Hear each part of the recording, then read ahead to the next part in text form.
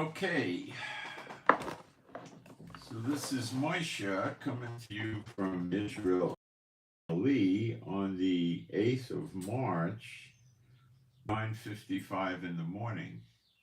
And our summer is coming on us fast. 71 degrees today, although it will go to 51 at night.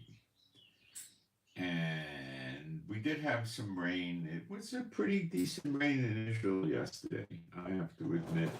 Mostly in the south, not so much up here, but it did happen up here.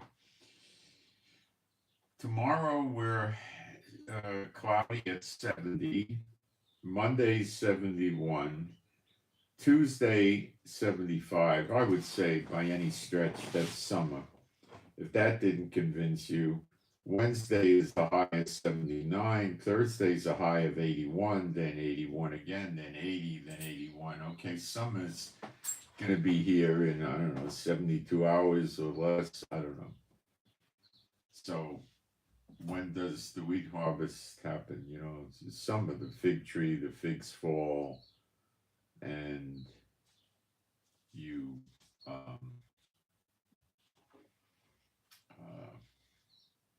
you know, it just shows you summer is nigh and all that stuff. Okay, so what's going to happen today is I'm going to go through current events. Yes, I'm going to go through them because there's some very important things that have to do with destruction of the daughter of Babylon and Yemen and Iran and what Trump's doing with Russia.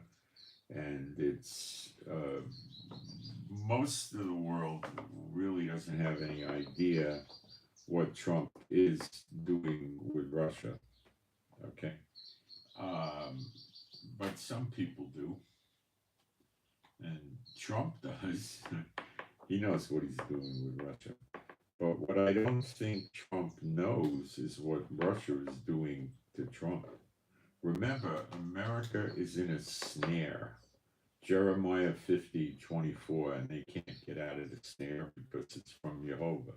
So there is no escaping the snare. And is he in the snare? Yeah. But we also studied that there's Nebuchadnezzar, which is in Jeremiah 50:51. It says, this Nebuchadnezzar, which I take to be Trump. And then we studied a few days ago that there's an assassination. So we have to talk about Vance as well, because he would be the successor to Trump if there was an assassination. And we're going to go through all this stuff, okay? And then we're going to go into great detail. I've got new insights, I believe, from the Lord about the siege and how it comes to pass and how it's in basically in. You let me just develop it for you. You'll see it. Okay? It hit me like a ton of bricks when I saw it yesterday. All right, so what I'm going to do now is go into the live stream, make sure there is a live stream, make sure we got sound and picture, and then put my posts up and we get going. Okay? To the live stream. We got a live stream, we got sound and picture, we got people coming in.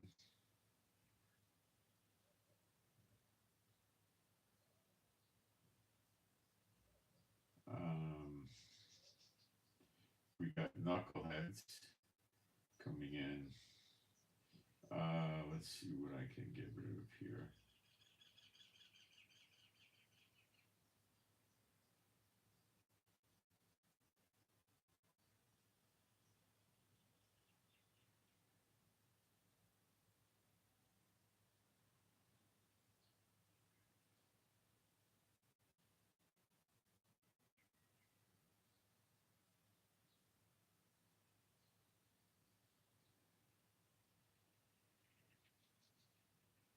They come in twos, don't they?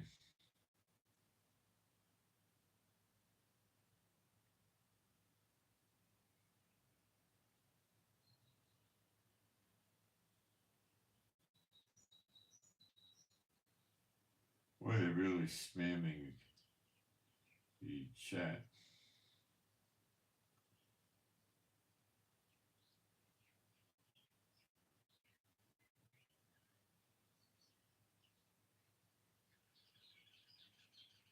Okay, I got rid of the garbage.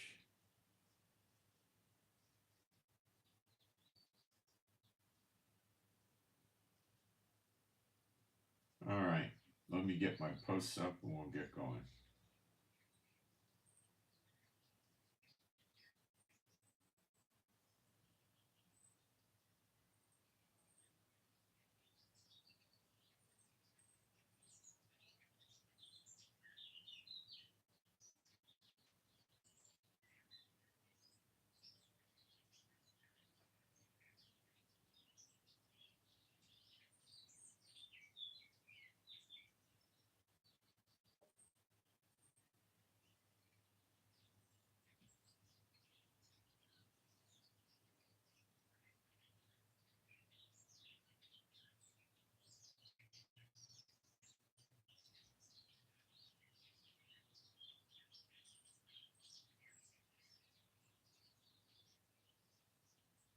And let me just get my email up there.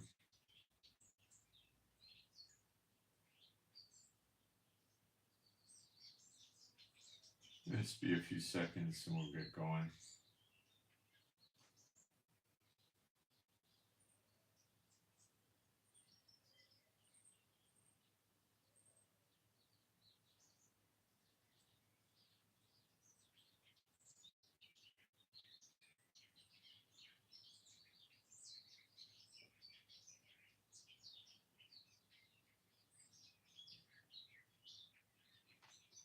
Okay, everything's up. Being a Bible believing site, I'm going to do some praise. There is no God like Jehovah. There is no God like Jehovah. There is no God like Jehovah. There is no God like Jehovah. There is no God like Jehovah. There is no God like Jehovah. There is no God like Jehovah. There is no Messiah like Yeshua. There is no Messiah like Yeshua. There is no Messiah like Yeshua. There is no Messiah like Yeshua. There is no Messiah like Yeshua. There is no Messiah like Yeshua. There is no Messiah like Yeshua. Okay, let's start with the current events. What Trump's doing with Europe? Trump is dividing the European Union. Okay? Has he already done it? He's made a huge dent in it. Okay? Has he divided NATO? He's made a massive dent in NATO. See, Europe's clout is NATO. NATO's clout is America. Okay? So Europe has been bleeding America by putting high tariffs on American goods while we've been letting them sell in Europe with low tariffs or no tariffs. So it's been very unfair and it has dragged down the American economy. Okay, so is Trump kind of justified in his practices towards the tariff fights with specifically Europe and other countries? Yes, he is. Okay. Is he correct when he says they're taking advantage of us? Sure, he is.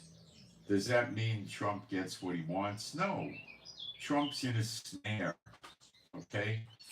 Trump's in a snare. And the snare, the way it's working on Trump is he's chasing the money. Okay, I'll read you the snare. Jeremiah 50, verse 24. Yes, it's the daughter of Babylon. That's America. I hope you all know that by now. I mean, millions of people do. I have laid a snare for thee, and thou art also taken, O Babylon, and thou wast not aware. Thou art found and also caught in the snare, because thou hast striven against Jehovah. Is he telling Israel, go wipe out Gaza and then move your people back in the way it used to be before America forced you out in 2008? No. Trump wants to clip Israel's land for the daughter of Babylon. Wake up. How do you think Jehovah interprets that? You should get it by now. God made a covenant to give Israel in Genesis 15. It says it's a covenant. Do you understand that? It's not a land grant. It's not a lease. Okay, let me read it to you. The churches tend to fail to really teach this in its fullness.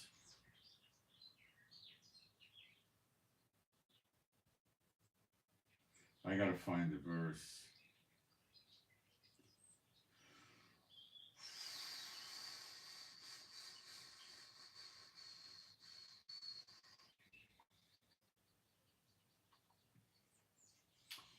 Verse 18, Genesis 15:18. In the same day, Jehovah made a brit, a covenant. The word brit is covenant. Chadashah is new. Brit Chadashah is New Testament. Okay? This is a powerful word. It's a covenant. God made a covenant with Abraham, saying, unto thy seed have I given this land, from the river of Egypt, that be the Nile, unto the great river, the river Euphrates. That's the Euphrates. This land is approximately 100 times bigger than the Israel we have now. It goes all the way, the Nile goes all the way down to Victoria Falls. I checked historically, the Egyptians were building their pyramids, the sphinxes, and other idols all the way down that far. So what does that include in Africa? It includes parts of Uganda, parts of Ghana, Djibouti, Somalia, parts of South Sudan and Ethiopia, and Egypt to the east of the Nile River. Then going over with the Euphrates, you have about 2/3 of Turkey. You have all of Lebanon. You have a big piece of Syria, a big piece of Iraq, a piece of Iraq, not that huge. You have all of Jordan. You have Kuwait, Bahrain, Qatar, UAE, Oman, Saudi Arabia, Yemen.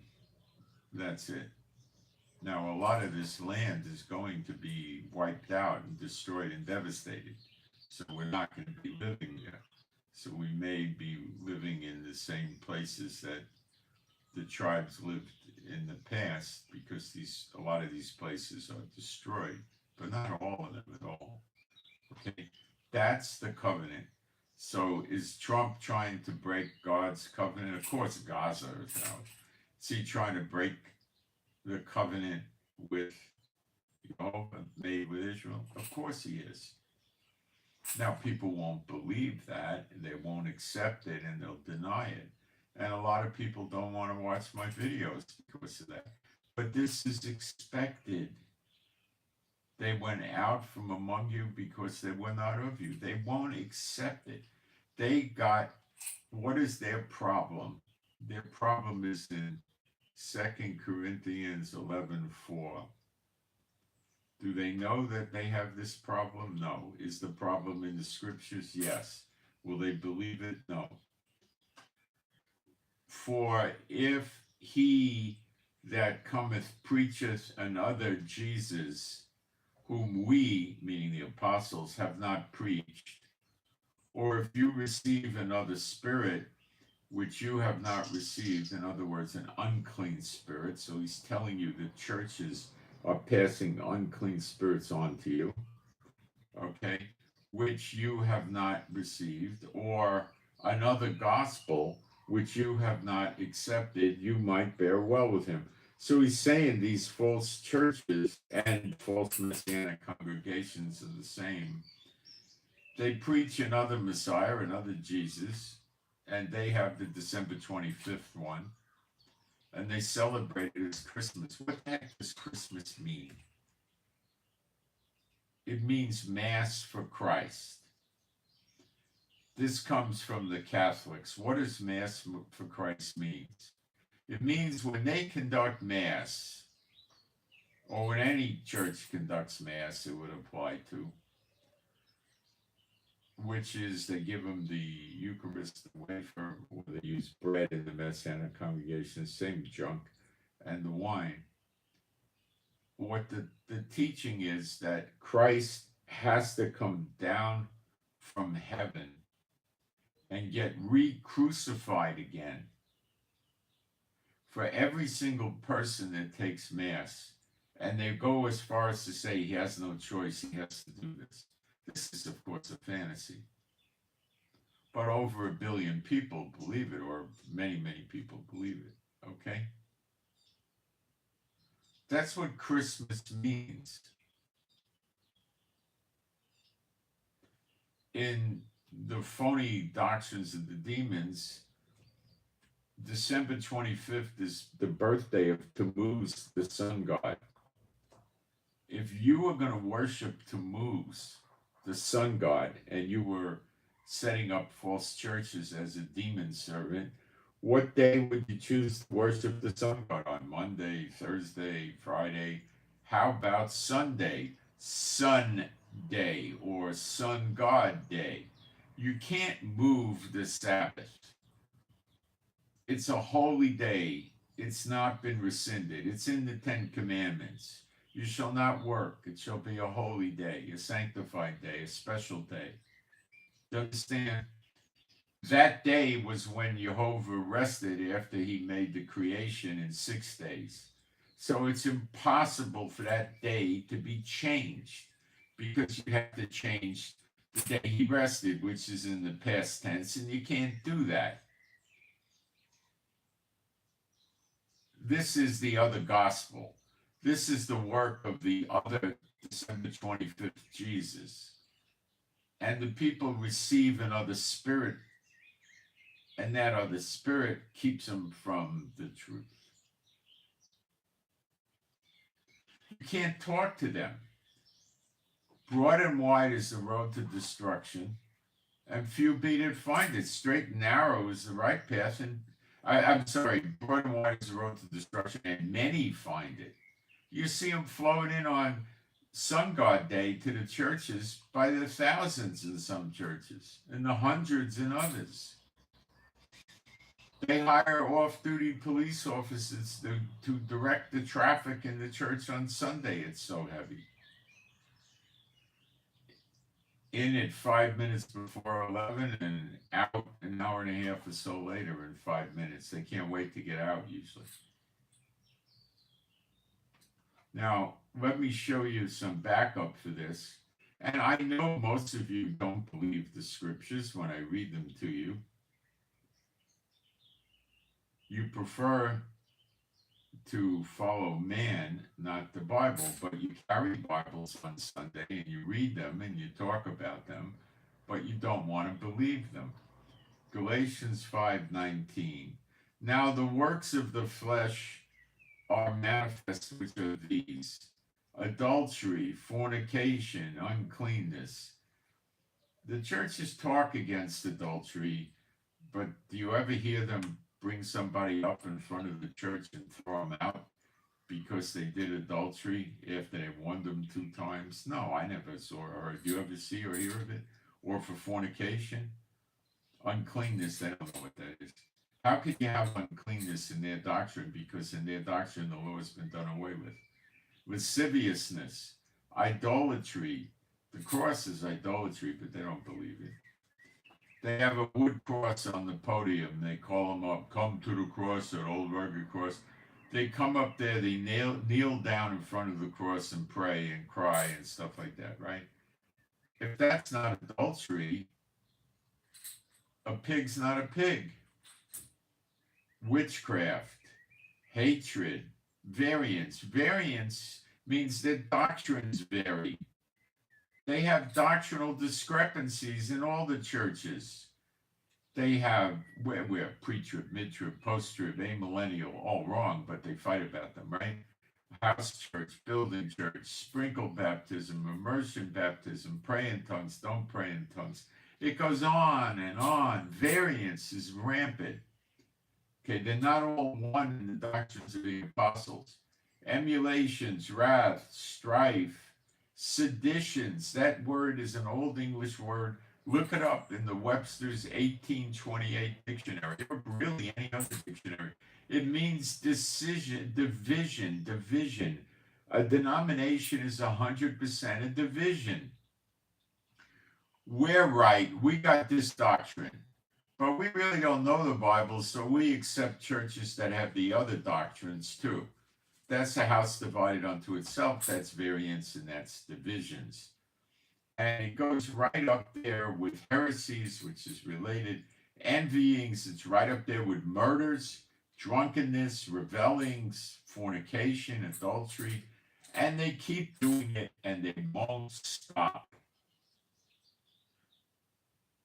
And it goes on, revelings and such like as the which I tell you before, as I have also told you time past, that they which do such things shall not inherit the kingdom of God. So if you're going to set this scripture aside, you're calling God a liar or you're mocking the Bible or whatever you're doing, but it's very bad. Yeshua said, if you reject knowledge, I will reject you. So I set the stage because many of you are about to be off the face of the earth and you don't believe it. But there you go. Straight and narrow is the way, and few be there